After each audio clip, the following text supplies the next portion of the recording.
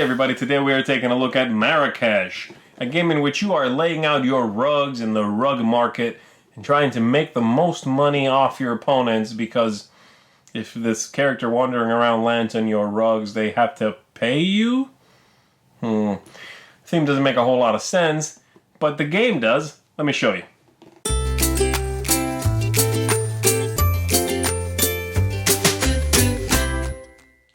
To set up the game, we're going to put out the board. We're going to give each player 30 of these coins, which come in 5s and come in 1s.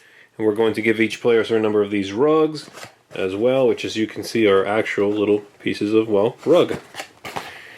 And then we'll put this gentleman here in the center, whose name is Assam, and he will go there like that.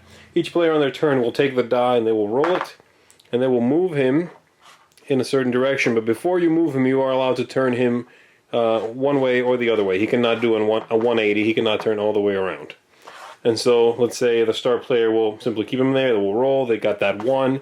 They would move him there. And then after you move him, you can take one of your rugs here, and you would lay it somewhere next to him. So it has to cover one of these 4 spaces, so they could do that. The next player then would go, and they would first choose to move him if they want to, like so. They would roll. They got 3, 1, 2, and 3.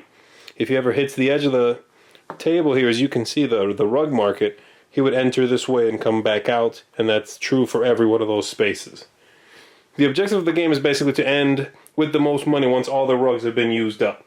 And the way you get money from other players is if they ever land on your rug, then they have to pay you for every space that's showing. And be aware, this is basically 2 spaces. And so he would move there, and that player would have put out a rug like that. The next player would turn them and roll. They got 4, 1, 2, 3. He was here, 1, 2, 3, 4. Which means that player will take 2 of their coins and give them to the yellow player. But then they could play on top of the yellow player's rug, at least half of it. You cannot cover a rug up completely with a single play, but you can cover up half like that. And you can even cover up 2 halves of different players. If you do that, if this was already here, for instance, orange player could do that. And that's basically the game. You're going to continue playing until everybody is out of rugs, and everybody has paid everyone else every time they land on someone. And at the end of the game, you are going to count up how much money you have, and then for every half rug that's still showing, you get another point. So 1 for blue, 1 for yellow there, and 2 for orange. Whoever has the most points, money and rugs showing, is the winner. And that's how you play. As you can see there, Marrakech is really an abstract game. There's not a whole lot of theme to speak of, but I'll take it because those rug bits are really cool. Those pieces, you put them on the table, you tell somebody, hey, what color do you want? You give them a stack of rugs, and they go, yeah, all right, let's do this. This is neat. The game is pretty lucky, obviously. You're rolling the die, and what you get is what you get. But there is some neat setting your opponent up there and you know, trapping them so your colors are sort of all around and they have to wing it, you know, and I like that bit. I like the, ooh, I hope I don't get a 2. Oh, I got it. Or, yeah, I flew right by you and landed on me. And now I'm going to cover you up because I'm right next to your rug. So that's interesting.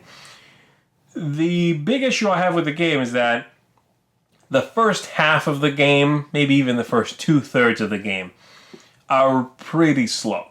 The first half of the game, there's not much going on. You can easily avoid the other player's rugs because the board hasn't built up yet, you know, and so it makes for a boring first half. The second half is okay. The second half picks up. It can be, you know, funny. You have those moments where you have turns of luck, you know, and someone just paid you a big payout, and now you just landed on them, so hey, I gotta give you all this money back, haha.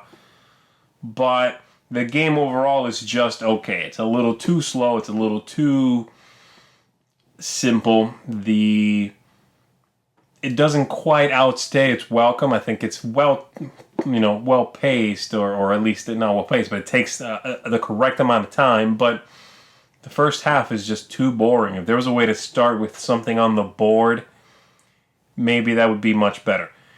As it is right now, I would say if it sounds interesting to you, or if you think it's something that would go over well, check it out. But this is not something I would say try to find too hard. It's okay for a few plays, but after that, I think you'll be ready to move on. So there you have it, Marrakech. An interesting game, but not quite a slam dunk. Thanks so much for watching the Dice Tower videos. Find more great videos and reviews, as well as our top-rated audio podcast at Dicetower.com. You can also find other great shows at Dicetowernetwork.com. I'm Eric Summerer, and you've been watching The Dice Tower. The Dice Tower is sponsored by Cool Stuff Inc., where you can find great games for great prices. Cool stuff in stock. Check them out at CoolStuffInc.com.